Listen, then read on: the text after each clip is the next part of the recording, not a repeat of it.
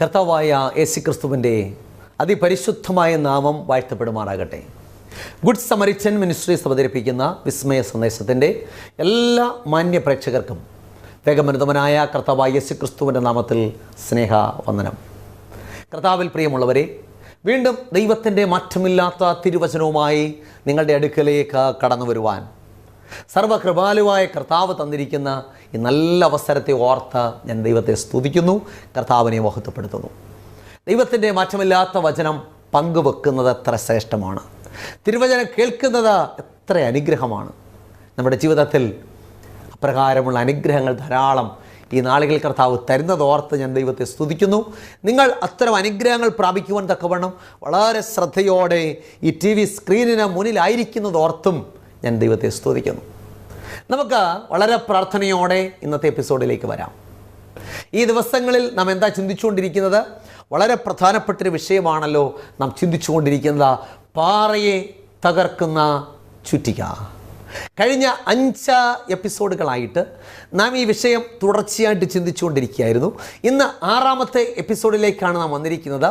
പാറയെ തകർക്കുന്ന ചുറ്റിക എന്നുള്ള വിഷയത്തോട് ബന്ധപ്പെടുത്തി ദൈവവചനത്തിൻ്റെ ഉദ്ദേശം എന്ന വിഷയമാണ് നാം ഇന്ന് ചിന്തിക്കുന്നത്.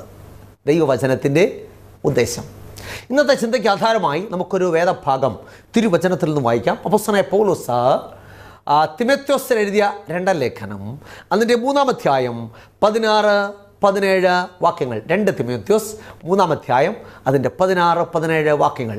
എല്ലാ തിരുവെഴുത്തും ദൈവശ്വാസീയമാകിയാൽ ദൈവത്തിൻ്റെ മനുഷ്യൻ സകല സൽപ്രവൃത്തിക്കും വക പ്രാപിച്ച് തികഞ്ഞവനാകേണ്ടതിന് ഉപദേശത്തിനും ശാസനത്തിനും ഗുണീകരണത്തിനും നീതിയിലെ അഭ്യാസത്തിനും പ്രയോജനമുള്ളതാകുന്നു.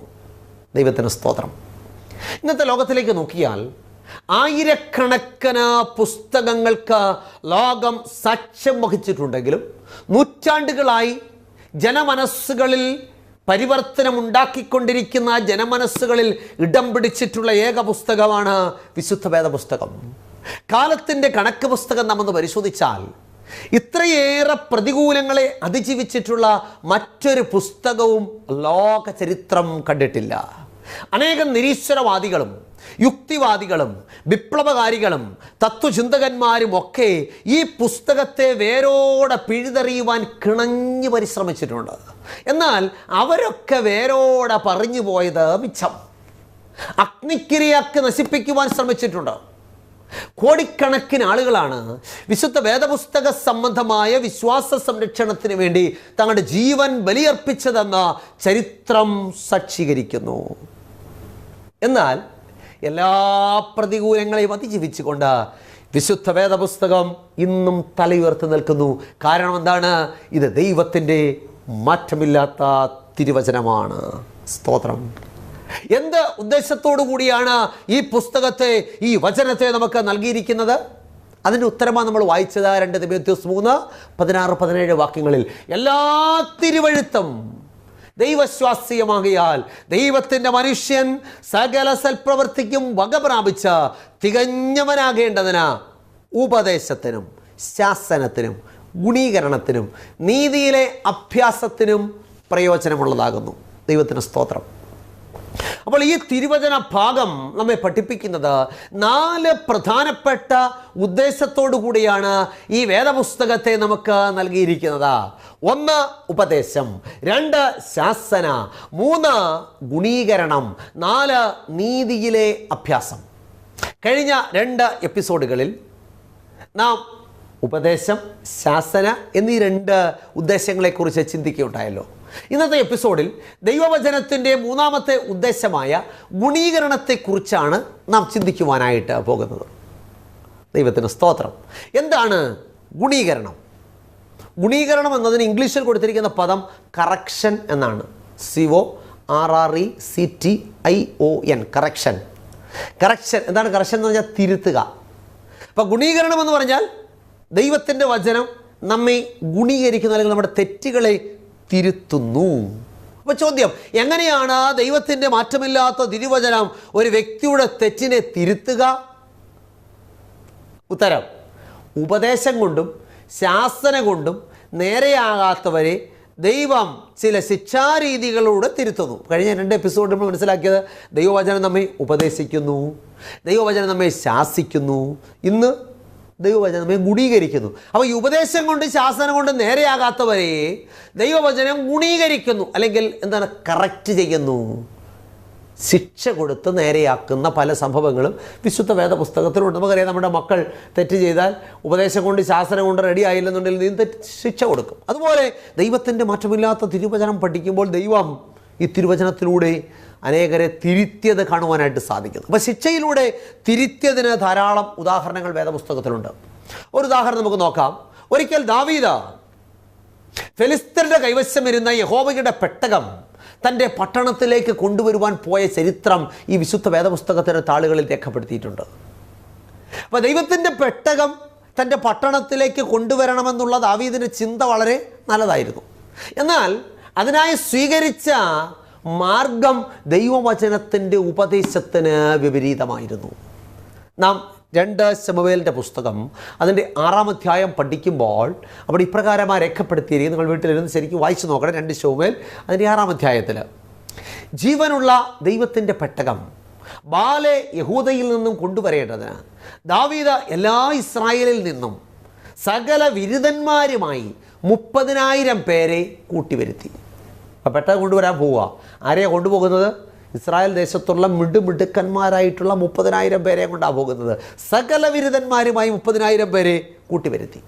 അവർ യഹോവയുടെ പെട്ടകം ഒരു പുതിയ വണ്ടിയിൽ കയറ്റി കുന്നിൻമുകളിലുള്ള അബീനാദാബിൻ്റെ ഭവനത്തിൽ നിന്നും കൊണ്ടുവന്നു.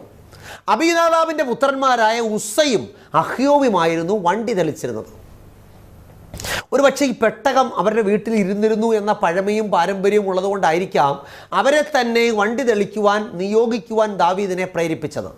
എന്നാൽ നാം ആ തിരുവചനം പഠിക്കുമ്പോൾ 2 ശമൂവേൽ 6-ാം അധ്യായം പഠിക്കുമ്പോൾ, എന്നാൽ നാഖോൻ്റെ കളത്തിങ്കൽ എത്തിയപ്പോൾ കാള വിരണ്ടു, ബഹളം നിമിത്തം കാള വിരണ്ടു. അപ്പോൾ യഹോവയുടെ പെട്ടകം താഴെ വീഴാതിരിക്കാൻ ഉസ്സ കൈനീട്ടി യഹോവയുടെ പെട്ടകത്തെ പിടിച്ചു. പെട്ടെന്ന് യഹോവയുടെ കോപം അവൻ്റെ നേരെ ജ്വലിച്ചു. അവൻ്റെ അവിവേക നിമിത്തം യഹോവ അവനെ സംഹരിച്ചു. അവൻ യഹോവയുടെ പെട്ടകത്തിൻ്റെ അരികെ വെച്ച് മരിച്ചുപോയി. അവിടെ നാം തിരുവചനം പഠിക്കുമ്പോൾ, അന്ന് ദാവീദ് യഹോവയെ ഭയപ്പെട്ടു പോയി എന്ന് തിരുവചനത്തിൽ രേഖപ്പെടുത്തിയിരിക്കുന്നു. അപ്പോൾ ഈ ഫെലിസ്ത്യരുടെ കൈവശം വരുന്ന പെട്ടകം, ദൈവത്തിൻ്റെ പെട്ടകം തൻ്റെ പട്ടണത്തിലേക്ക് കൊണ്ടുവരുവാൻ 30,000 മിടുക്കന്മാരുമായിട്ട് പോയ ദാവീദിന് ഉസ്സ എന്ന മിടുമിടുക്കൻ്റെ ദാരുണമായ അന്ത്യം കാണേണ്ടി വന്നു. അപ്പം ദൈവത്തിൻ്റെ വചനത്തിന് വിരുദ്ധമായി പെട്ടകത്തെ കയറിപ്പിടിച്ച ഉസ്സ പെട്ടകത്തിൻ്റെ അരികെ വെച്ച് മരിച്ചുപോയി. അതിനാൽ ദൈവത്തിൻ്റെ പെട്ടകം ദാവീദ് തൻ്റെ പട്ടണത്തിലേക്ക് കൊണ്ടുവരാതെ ഓബേദ് ഏദോമിൻ്റെ ഭവനത്തിൽ കൊണ്ടുവച്ചു എന്ന് നമുക്ക് ഈ തിരുവചന ഭാഗം പഠിക്കുമ്പോൾ മനസ്സിലാക്കുവാനായിട്ട് സാധിക്കുന്നു.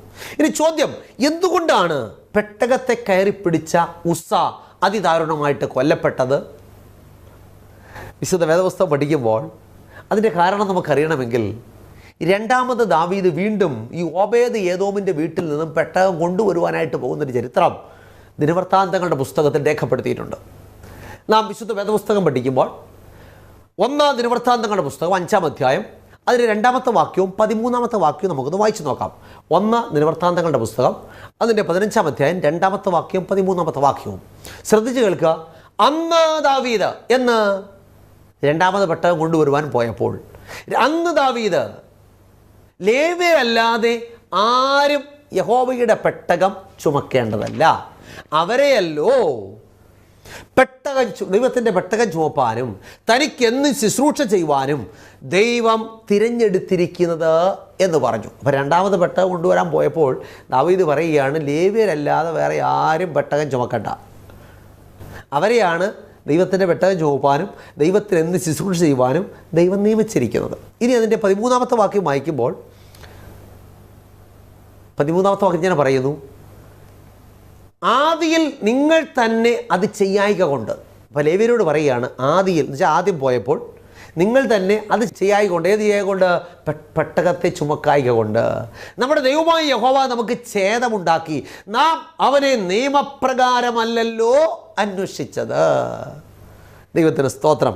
അപ്പം ഒരു കാര്യം മനസ്സിലായി, എന്തുകൊണ്ടാണ് ഉസ്സ എന്ന മിടുമിടുക്കൻ പെട്ടകത്തെ കയറി പിടിച്ചപ്പോൾ തട്ടിപ്പോയത്? അതിൻ്റെ കാരണം നിയമപ്രകാരമല്ല ദാവീദ് പെട്ടകം കൊണ്ടുവന്നത്. ഇനി ദൈവത്തിൻ്റെ പെട്ടകം ചുമക്കുവാനുള്ള ദൈവത്തിൻ്റെ ഉപദേശം തിരുവചനത്തിൽ കൊടുത്തിട്ടുണ്ട്. ആവർത്തന പുസ്തകം അതിൻ്റെ 10-ാം അധ്യായം 8-ാമത്തെ വാക്യം, ആവർത്തനം 10:8. അവിടെ ഇങ്ങനെ വായിക്കുന്നു, അക്കാലത്ത് യഹോവ ലേവി ഗോത്രത്തെ യഹോവയുടെ നിയമപ്പെട്ടകം ചുമപ്പാനും ഇന്നുവരെ നടന്നു വരുന്നത് പോലെ യഹോവയുടെ സന്നിധിയിൽ നിന്ന് ശുശ്രൂഷ ചെയ്യുവാനും അവൻ്റെ നാമത്തെ അനുഗ്രഹിപ്പാനും വേർതിരിച്ചു. അപ്പോൾ ദൈവം ഈ പെട്ടകം ചുമപ്പാനും ദൈവസ്ഥാനത്തിൽ ശുശ്രൂഷ ചെയ്യുവാനും ദൈവനാമത്തെ അനുഗ്രഹിപ്പാനും ഒക്കെ ആരെയാ തിരഞ്ഞെടുത്തത്? ലേവി ഗോത്രത്തെയാണ്.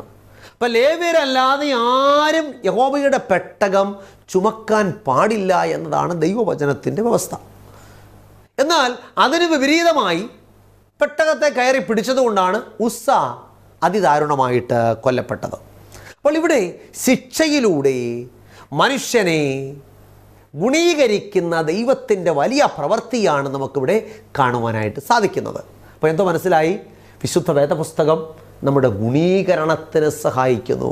അപ്പോൾ ഈ ഉസ്സയുടെ കാര്യവും ഇങ്ങനെയുള്ള കാര്യങ്ങളൊക്കെ വേദപുസ്തകത്തിൽ എന്തിനാണ് രേഖപ്പെടുത്തി വെച്ചിരിക്കുന്നത്? അതിൻ്റെ കാരണം 1 കൊരിന്ത്യർക്ക് എഴുതിയ ലേഖനം, അപ്പോസ്തലനായ പൗലോസ് കൊരിന്ത്യർക്ക് എഴുതിയ 1-ാം ലേഖനം 10-ാം അധ്യായം 11-ാമത്തെ വാക്യം, 1 കൊരിന്ത്യർ 10:11. ഇത് ദൃഷ്ടാന്തമായി അവർക്ക് സംഭവിച്ചു, ലോകാവസാനം വന്നെത്തിയിരിക്കുന്ന നമുക്ക് ബുദ്ധി ഉപദേശത്തിനായി എഴുതിയുമിരിക്കുന്നു. ദൈവത്തിന് സ്തോത്രം. അപ്പോൾ ഈ തിരുവചനത്തിൽ ഇത്തരം കാര്യങ്ങൾ രേഖപ്പെടുത്തി വെച്ചിരിക്കുന്നതിന് ഉദ്ദേശം എന്താണ്? ഇത് ദൃഷ്ടാന്തമായിട്ട് അവർക്ക് സംഭവിച്ചു, ലോകാവസാനം വന്നെത്തിയിരിക്കുന്ന നമുക്ക് ബുദ്ധി ഉപദേശത്തിനായിട്ട് എഴുതിയുമിരിക്കുന്നു എന്ന് പറഞ്ഞാൽ ദൈവത്തിൻ്റെ മാറ്റമില്ലാത്ത തിരുവചനം നമ്മെ ബുദ്ധി ഉപദേശിച്ച് നേർവഴിക്ക് നടത്തുകയും നമ്മെ ഗുണീകരിക്കുകയും ചെയ്യുന്നു. അപ്പോൾ എല്ലാ തിരുവഴുത്തും ദൈവശ്വാസീയമാകിയാൽ ദൈവത്തിൻ്റെ മനുഷ്യൻ സകല സൽപ്രവൃത്തിക്കും വക പ്രാപിച്ച് തികഞ്ഞവനാകേണ്ടതിന് ഉപദേശത്തിനും ശാസനത്തിനും ഗുണീകരണത്തിനും നീതിയിലെ അഭ്യാസത്തിനും പ്രയോജനമുള്ളതാകുന്നു. അപ്പോൾ ദൈവവചനത്തിൻ്റെ 4 പ്രധാനപ്പെട്ട ഉദ്ദേശങ്ങളിൽ മൂന്നാമത്തേതാണ് ഗുണീകരണം അല്ലെങ്കിൽ കറക്ഷൻ. നമ്മെ തിരുവചനം തിരുത്തി നേരായ പാതയിൽ നടത്തുന്നു. അപ്പോൾ ശിക്ഷയിലൂടെ ദൈവം നമ്മെ തിരുത്തുന്നുണ്ട്, ഉപദേശത്തിലൂടെ തിരുത്തുന്നുണ്ട്, ശാസനയിലൂടെ തിരുത്തുന്നുണ്ട്. മറ്റൊരു ഉദാഹരണം നമുക്ക് നോക്കാം. എപ്രകാരമാണ് ദൈവം ശിക്ഷയിലൂടെ നമ്മെ തിരുത്തുന്നതെന്ന് നാം വിശുദ്ധ വേദപുസ്തകം പഠിക്കുമ്പോൾ ദാനിയേൽ പ്രവചനം 4-ാം അധ്യായം പഠിക്കുമ്പോൾ തൻ്റെ സാമ്രാജ്യത്തിൻ്റെ മഹത്വത്തെക്കുറിച്ചും തൻ്റെ ധനത്തെക്കുറിച്ചുമൊക്കെ അഹങ്കരിച്ച നെബൂഖദ്നേസർ രാജാവിനെ ദൈവം എങ്ങനെ ഗുണീകരിച്ചു എന്ന് ദാനിയേൽ പ്രവചനം 4-ാം അധ്യായത്തിൽ രേഖപ്പെടുത്തിയിട്ടുണ്ട്. അപ്പം തൻ്റെ ഹൃദയം അഹങ്കാരത്താൽ നിറഞ്ഞ ബാബിലോണിയൻ ചക്രവർത്തി നെബൂഖദ്നേസർ രാജാവിനെ ദൈവം ഗുണീകരിച്ച് കൊള്ളാകുന്ന വ്യക്തിയാക്കി മാറ്റി. ദാനിയേൽ പ്രവചനം 4-ാം അധ്യായത്തിൽ ആ ചരിത്രം രേഖപ്പെടുത്തിയിട്ടുണ്ട്. നമുക്ക് നോക്കാം. ദാനിയേൽ പ്രവചനം 4-ാം അധ്യായം 29-30 വാക്യങ്ങൾ. ദാനിയേൽ 4:29-30 വാക്യങ്ങൾ. അവിടെ ഇങ്ങനെ വായിക്കുന്നു, 12 മാസം കഴിഞ്ഞിട്ട് അവൻ ബാബേലിലെ രാജമന്ദിരത്തിന്മേൽ ഉലാവിക്കൊണ്ടിരുന്നു.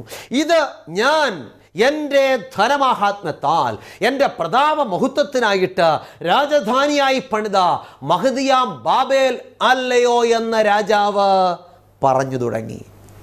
എന്താ രാജാവ് പറഞ്ഞത്? ഇത് ഞാൻ എൻ്റെ ധനമാഹാത്മ്യത്താൽ എൻ്റെ പ്രതാപ മഹത്വത്തിനായിട്ട് രാജധാനിയായി പണിത മഹദിയാം ബാബേൽ അല്ലയോ. ഇത്തരം അഹങ്കാരത്തിൻ്റെ വാക്കുകൾ നെബൂഖദ്നേസർ രാജാവിൻ്റെ വായിൽ നിന്ന് പുറപ്പെട്ടപ്പോൾ അതവനെ ശിക്ഷയിലേക്ക് നയിച്ചു എന്ന് കാണുവാനായിട്ട് സാധിക്കുന്നു. ദാനിയേൽ പ്രവചനം 4-ാം അധ്യായം 33-ാമത്തെ വാക്യം, ദാനിയേൽ 4:33. അവിടെ നിന്ന് വായിക്കുന്നു, ഉടൻ തന്നെ ആ വാക്ക് നെബൂഖദ്നേസറിനെ ഭവിച്ചു, അവനെ മനുഷ്യരുടെ ഇടയിൽ നിന്ന് നീക്കിക്കളഞ്ഞു, അവൻ്റെ രോമം കഴുകൻ്റെ തൂവൽ പോലെയും അവൻ്റെ നഖം പക്ഷിയുടെ നഖം പോലെയും വളരുന്നതുവരെ അവൻ ആകാശത്തിലെ മഞ്ഞുകൊണ്ട് നനയുകയും കാള എന്ന പോലെ പുല്ല് തിന്നുകയും ചെയ്തു. ദൈവത്തിന് സ്തോത്രം. അപ്പോൾ നെബൂഖദ്നേസർ രാജാവിനെ മനുഷ്യരുടെ ഇടയിൽ നീക്കിക്കളഞ്ഞു. അദ്ദേഹം കാട്ടുമൃഗങ്ങളോടുകൂടെ പാർത്ത് കാള എന്ന പോലെ പുല്ല് തിന്നാനിടയായിട്ട് തീർന്നു. എന്നാൽ എപ്പോഴാണ് അദ്ദേഹം തന്നെ തെറ്റ് തിരിച്ചറിഞ്ഞത്? ദാനിയേൽ പ്രവചനം 4-ാം അധ്യായം 34-ാമത്തെ ഭാഗം, ദാനിയേൽ 4:34. ആ കാലം കഴിഞ്ഞ് നെബൂഖദ്നേസർ എന്ന ഞാൻ സ്വർഗത്തിലേക്ക് കണ്ണുയർത്തി, എൻ്റെ ബുദ്ധിയും എനിക്ക് മടങ്ങി വന്നു. ഞാൻ അത്യുന്നതനായവനെ വാഴ്ത്തി, എന്നേക്കും ജീവിച്ചിരിക്കുന്നവനെ സ്മരിച്ച് ബഹുമാനിക്കുകയും ചെയ്തു. എന്താ മനസ്സിലായി? അതായത് നെബൂഖദ്നേസർ രാജാവ് ഉയരത്തിലേക്ക് കണ്ണുയർത്തി ദൈവത്തെ വാഴ്ത്തി സ്തുതിച്ചപ്പോഴാണ് തൻ്റെ തെറ്റ് തിരിച്ചറിയുവാനായിട്ട് സാധിച്ചത്. അതുകൊണ്ട് നെബൂഖദ്നേസർ രാജാവിന് എന്തെങ്കിലും ഗുണമുണ്ടായോ? ദാനിയേൽ പ്രവചനം 4-ാം അധ്യായം 36-ാമത്തെ വാക്യം, ദാനിയേൽ 4:36. ആ നേരത്ത് തന്നെ എൻ്റെ ബുദ്ധിയും എനിക്ക് മടങ്ങി വന്നു, എൻ്റെ രാജത്വത്തിൻ്റെ മഹത്വത്തിനായി എൻ്റെ മഹിമയും മുഖപ്രകാശവും എനിക്ക് മടങ്ങി വന്നു. എൻ്റെ മന്ത്രിമാരും മഹത്തുക്കളും എന്നെ അന്വേഷിച്ചു. ഞാൻ എൻ്റെ രാജത്വത്തിൽ യഥാസ്ഥാനപ്പെട്ടു. ശ്രേഷ്ഠ മഹത്വം എനിക്ക് അധികമായിട്ട് സിദ്ധിച്ചു. അപ്പോൾ ഉയരത്തിലേക്ക് കണ്ണുയർത്തി ദൈവത്തെ വാഴ്ത്തി സ്തുതിച്ചപ്പോൾ നെബൂഖദ്നേസർ രാജാവിന് നഷ്ടപ്പെട്ടു പോയ ബുദ്ധി തിരികെ വന്നു. തൻ്റെ രാജത്വത്തിൽ യഥാസ്ഥാനപ്പെടുവാൻ സാധിച്ചു. തൻ്റെ എല്ലാ മഹത്വവും അദ്ദേഹത്തിന് പൂർവാധികം ശക്തിയോടെ സിദ്ധിച്ചതായിട്ട് ഈ തിരുവചന ഭാഗം നമ്മെ പഠിപ്പിക്കുന്നു. അപ്പോൾ എന്ത് മനസ്സിലായി? എത്ര ഉന്നതമായിട്ടാണ് ദൈവം നെബൂഖദ്നേസർ രാജാവിനെ ഗുണീകരിച്ചത് എന്ന് ഈ തിരുവചന ഭാഗം നമ്മെ പഠിപ്പിക്കുന്നു. ഇതെന്തിനാ തിരുവചനത്തിൽ എഴുതി വച്ചിരിക്കുന്നത്? 1 കൊരിന്ത്യർ 10-ാം അധ്യായം അതിൻ്റെ 11-ാമത്തെ വാക്യം എന്ത് പറയുന്നു? ഇത് ദൃഷ്ടാന്തമായിട്ട് അവർക്ക് സംഭവിച്ചു, ലോകാവസാനം വന്നെത്തിയിരിക്കുന്ന നമുക്ക് ബുദ്ധി ഉപദേശത്തിനായിട്ട് എഴുതിയിരിക്കുന്നു. അപ്പോൾ നെബൂഖദ്നേസർ രാജാവിന് സംഭവിച്ച തെറ്റ് നമ്മുടെ ജീവിതത്തിൽ ആവർത്തിക്കാതിരിക്കുവാൻ തിരുവചനം ചില കാര്യങ്ങൾ രേഖപ്പെടുത്തി വെച്ചിട്ടുണ്ട്. അത് നമ്മെ ഗുണീകരിക്കുന്നു. ആവർത്തന പുസ്തകം അതിൻ്റെ 8-ാം അധ്യായം 12, 13 വാക്യങ്ങളും 17-ാമത്തെ വാക്യവും. ആവർത്തനം അതിൻ്റെ 8-ാം അധ്യായം 12, 13 വാക്യങ്ങളും 17-ാമത്തെ വാക്യം. അവിടെ ഇങ്ങനെ വായിക്കുന്നു: നീ ഭക്ഷിച്ച് തൃപ്തി പ്രാപിച്ച് നല്ല വീടുകൾ പണിതവയിൽ പാർക്കുമ്പോഴും നിന്റെ ആടുമാടുകൾ പെരുകി നിനക്ക് വെള്ളിയും പൊന്നും ഏറി നിനക്കുള്ളതൊക്കെയും വർദ്ധിക്കുമ്പോഴും നിന്റെ ഹൃദയം നിഗളിക്കാതിരിപ്പാനും. ഇനി അതിൻ്റെ 17-ാമത്തെ വാക്യം: എൻ്റെ ശക്തിയും എൻ്റെ കൈയുടെ ബലവും ഈ സമ്പത്തുണ്ടാക്കി എന്ന് നിന്റെ ഹൃദയത്തിൽ പറയാതിരിപ്പാനും സൂക്ഷിച്ചു കൊള്ളണം. ദൈവത്തിന് സ്തോത്രം. അപ്പം നമ്മുടെ ഹൃദയത്തിൽ പോലും അഹങ്കാരത്തിൻ്റെ ഒരു കണിയ പോലും ഉണ്ടാകരുത്. നെബൂഖദ്നേസർ രാജാവിന് അങ്ങനെ സംഭവിച്ചതുകൊണ്ട് അദ്ദേഹം ശിക്ഷിക്കപ്പെട്ടു. നമ്മുടെ ഇന്നത്തെ സാമ്പത്തിക അവസ്ഥയിൽ, നമ്മുടെ ഉയർച്ചയിൽ നാം അഹങ്കരിക്കരുത്. തിരുവചനം എന്താ വായിച്ചത്? എൻ്റെ ശക്തിയും എൻ്റെ കൈയുടെ ബലവും, ഞാനും എൻ്റെ ഭാര്യയും മക്കളും എല്ലാം കൂടെ അധ്വാനിച്ചാണ് ഇതെല്ലാം ഉണ്ടാക്കിയത് എന്ന് പറയരുത്. എൻ്റെ ശക്തിയും എൻ്റെ കൈയുടെ ബലവും ഈ സമ്പത്തുണ്ടാക്കിയെന്നെ ഹൃദയത്തിൽ പറയരുത്. പിന്നെയോ എല്ലാം ദൈവത്തിൻ്റെ ദാനമാണെന്നുള്ള കാര്യം തിരിച്ചറിയുക.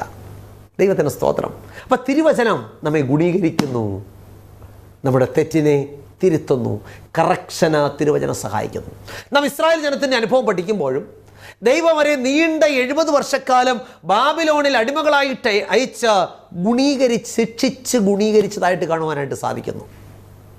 എന്ത് കാരണത്താലാണ് ദൈവം ഇസ്രായേൽ ജനത്തെ ബാബിലോണിലേക്ക് അടിമകളായിട്ട് അയച്ചത്? അതിൻ്റെ അടിസ്ഥാന കാരണത്തെക്കുറിച്ച് വേദപുസ്തകം രേഖപ്പെടുത്തുന്നുണ്ട്.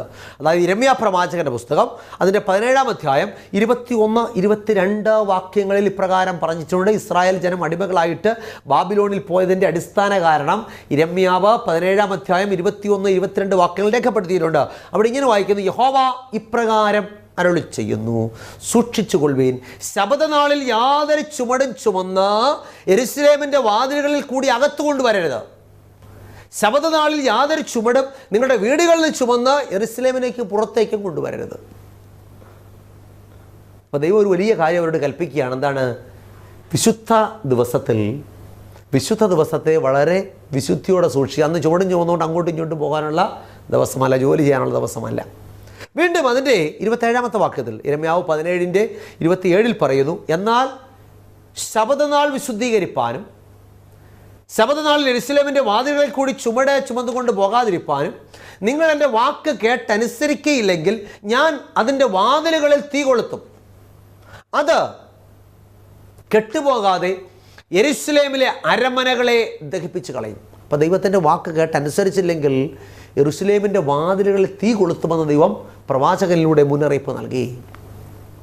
അപ്പോൾ ദൈവം തൻ്റെ ജനത്തിന് നൽകിയ വിശുദ്ധ ദിവസത്തെ വിശുദ്ധമായിട്ട് എങ്ങനെ സൂക്ഷിക്കണമെന്നും അഥവാ സൂക്ഷിച്ചില്ലെങ്കിൽ എന്ത് സംഭവിക്കുമെന്നുമാണ് ഈ തിരുവചനം നമ്മെ പഠിപ്പിക്കുന്നത്. നമുക്കറിയാം, ദൈവത്തിൻ്റെ വാക്ക് കേൾക്കാതിരുന്ന ഇസ്രായേൽ ജനം, അവർ വാക്ക് കേട്ടനുസരിച്ച് ചെവിക്കൊണ്ടില്ല.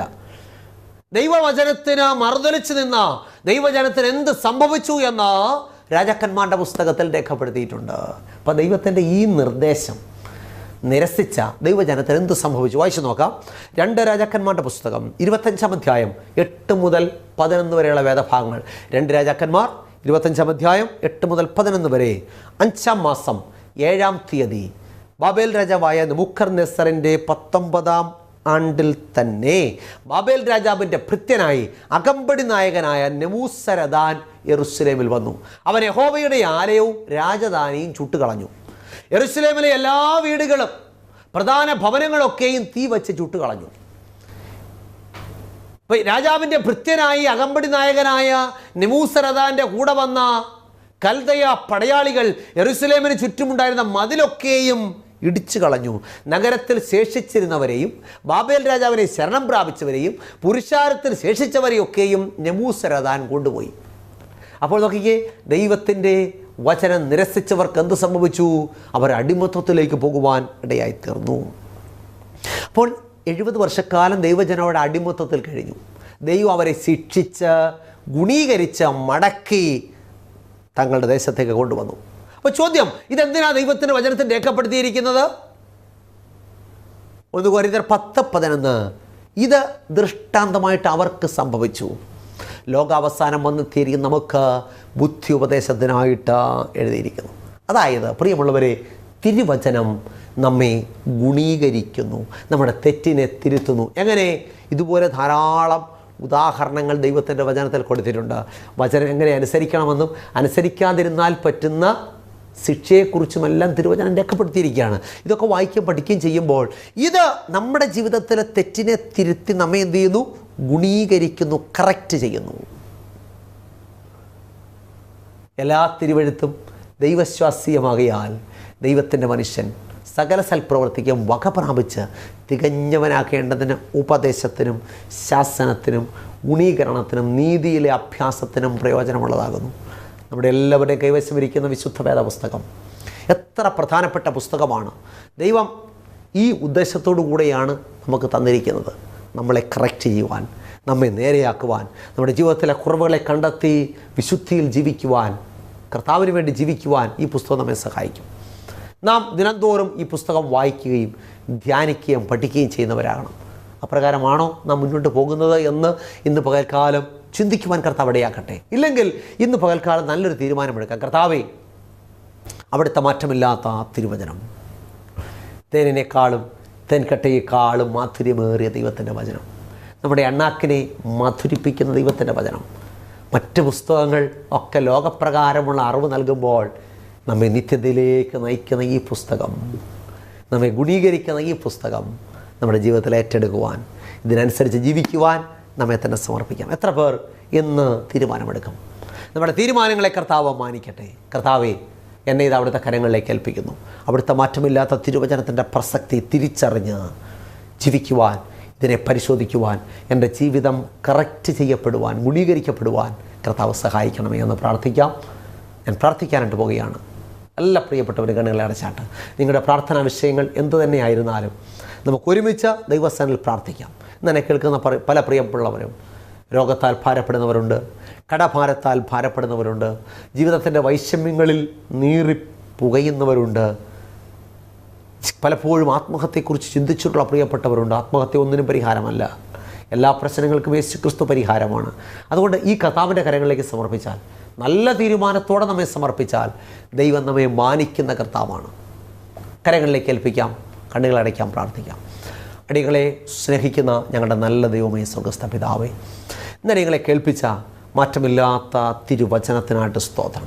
കർത്താവേ, ഈ തിരുവചനം അടിയങ്ങളെ തിരുത്തുന്നു, കറക്റ്റ് ചെയ്യുന്നു എന്ന് മനസ്സിലാക്കുവാൻ സഹായിച്ച കൃപയ്ക്കായിട്ട് സ്തോത്രം. ഇതടികളുടെ ജീവിതത്തിൽ ഏറ്റെടുത്ത് അടിയങ്ങളുടെ ജീവിതത്തെ തിരുത്തുവാൻ എൻ്റെ കർത്താവ് സഹായിക്കണമേ. ജീവിതത്തിൽ വന്നുപോയ കുറവുകൾ, ലംഘനങ്ങൾ, വീഴ്ചകളൊക്കെ കർത്താവ് ക്ഷമിക്കണമേ. വിശുദ്ധിയിൽ വളരുവാൻ അടിയങ്ങളെ സഹായിക്കണമേ. ഇന്ന് വചനം കേട്ട എല്ലാ പ്രിയപ്പെട്ടവരെയും കർത്താവ് അനുഗ്രഹിക്കണമേ. അവിടുത്തെ ആത്മാവ് നല്ല നിലത്തിൽ അടിയങ്ങളെ വഴി നടത്തണമെന്ന് പ്രാർത്ഥിക്കുന്നു. രോഗങ്ങളിലും ഭാരങ്ങളിലും പ്രയാസങ്ങളിലും കടഭാരങ്ങളിലും ജീവിതത്തിൻ്റെ വൈഷമ്യങ്ങളിലും കർത്താവെ ഏത് ഭാരത്തോടെയോ ഇന്ന് പ്രിയ മക്കൾ ദൈവസന്നിധിയിൽ പ്രാർത്ഥിക്കുന്നത് ആ പ്രശ്നങ്ങൾക്ക് കർത്താവ് പരിഹാരം നൽകണമെന്ന് പ്രാർത്ഥിക്കുന്നു. സമസ്ത കാര്യങ്ങളും പൊന്നുകാര്യങ്ങളിലേക്ക് വയ്ക്കുന്നു. മാനവും മഹത്വവും അവിടുന്ന് എടുക്കണമേ. യേശു ക്രിസ്തുവിൻ്റെ ധന്യമുള്ള നാമത്തിൽ താഴ്മയായിട്ട് യാചിക്കുന്നു. പ്രാർത്ഥന കേൾക്കണം നല്ല പിതാവേ, ആമേൻ. കർത്താവിൽ പ്രിയമുള്ളവരെ, ദൈവമായ കർത്താവ് നമ്മെ എല്ലാവരെയും അനുഗ്രഹിക്കട്ടെ. തുടർന്നുള്ള എപ്പിസോഡുകൾ കാണുവാൻ മറക്കരുത്. പാറയെ തകർക്കുന്ന ചുറ്റികയായ ദൈവവചനത്തിൻ്റെ പ്രസക്തി തിരിച്ചറിയുവാൻ ഈ നാളുകൾ കർത്താവ് ഇടയാക്കട്ടെ എന്ന് പ്രാർത്ഥിക്കുന്നു. എല്ലാ ഞായറാഴ്ചയും രാവിലെ 6:30 ജയ് ഹിന്ദ് ചാനലിൽ ഈ സംപ്രേഷണമുണ്ട്. നിങ്ങളെല്ലാവരും അത് കേൾക്കണം, മറ്റുള്ളവരോട് പറയണം. ഒരുപക്ഷെ കാണാൻ സാധിച്ചില്ലെങ്കിൽ യൂട്യൂബിൽ ജോയ്മോൻ മത്തായി എന്ന് ടൈപ്പ് ചെയ്യുമ്പോൾ നിങ്ങൾക്കിത് ഈ പ്രസംഗങ്ങൾ കൂടാതെ മറ്റ് പ്രസംഗങ്ങളും കേൾക്കുവാൻ സാധിക്കും. അത് മറ്റുള്ളവർക്ക് ഷെയർ ചെയ്യുവാനും അനേകരെ സത്യത്തിലേക്ക് നടത്തുവാനും സാധിക്കും. അതിനായിട്ട് കർത്താവ് സഹായിക്കട്ടെ. എല്ലാവർക്കും അനുഗ്രഹിക്കപ്പെട്ട നല്ലൊരു ദിവസം ആശംസിക്കുന്നു. ദൈവമായി കർത്താവ് നമ്മെ സഹായിക്കുമാറാകട്ടെ. ആമേൻ. ശ്രീ പേരകത്ത് ചെറിയാൻസ്കറിയ എഴുതിയ ഒരു ഉത്തമ ഗ്രന്ഥം ഞങ്ങൾ അവതരിപ്പിക്കുന്നു. ഇത് തിരുവചന സത്യം. ക്രൈസ്തവ ലോകത്ത് പരക്കെ പ്രചരിക്കുന്ന അബദ്ധ ഉപദേശങ്ങളും സംശയങ്ങളും വചന അടിസ്ഥാനത്തിൽ ദൂരീകരിക്കുന്ന ഒരു ഗ്രന്ഥമാണിത്. ദൈവത്തിൻ്റെ അരുളപ്പാടുകൾ സാർവത്രികമാണെന്നും അത് നിത്യമാണെന്നും ലളിതമായും യുക്തിഭദ്രമായും അവതരിപ്പിക്കുന്ന ഈ ഗ്രന്ഥത്തിന് 130 രൂപയാണ് വില. എന്നാൽ ഞങ്ങളിത് തികച്ചും സൗജന്യമായി നിങ്ങൾക്ക് അയച്ചു തരുന്നു. നിങ്ങളുടെ പൂർണ്ണമായ മേൽവിലാസം ഇനി പറയുന്ന നമ്പറിൽ SMS ചെയ്യുക. നമ്പർ 9847906636. പ്രവചന ശബ്ദം ക്രൈസ്തവ കുടുംബ മാസിക. തിരുവചനത്തിലെ കാണാപ്പുറങ്ങൾ നമുക്ക് കാട്ടിത്തരുന്ന ഉത്തമ ക്രൈസ്തവ കുടുംബ മാസിക. സമകാലിക സംഭവങ്ങൾ, ആരോഗ്യ ശാസ്ത്രം, പ്രവചനങ്ങൾ എന്നിവ കോർത്തിണക്കി ഉൾക്കാമ്പുള്ള ലേഖനങ്ങൾ ഇതിൽ ലേഖനം ചെയ്തിരിക്കുന്നു. വരിക്കാരാകാൻ ആഗ്രഹിക്കുന്നവർ ഇനി പറയുന്ന നമ്പറിൽ SMS ചെയ്യുക. നമ്പർ 9495955082. വാർഷിക വരിസംഖ്യ വെറും 150 രൂപ മാത്രം.